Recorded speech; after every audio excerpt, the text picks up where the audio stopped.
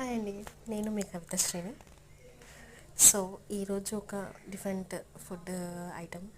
నాకు చాలా చికెన్ అంటే చాలా ఇష్టం.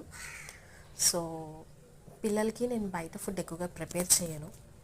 సో ఇంట్లోనే చేస్తే ఎలా ఉంటుంది అనేది, దానికి ఏం పేరు పెట్టలేదు, బట్ నేను ఇంట్లోనే ట్రై చేశాను.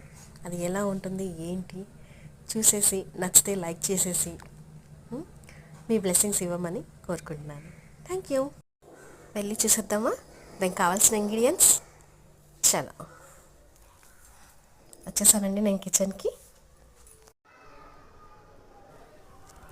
సాల్ట్, మిర్చి, హల్దీ, గార్లిక్, కొత్తిమీర, ఎగ్స్, పెరుగు, పచ్చిమిర్చి, ఆయిల్,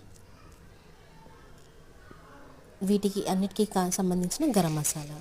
ఇందులో పెప్పర్ ఉంది,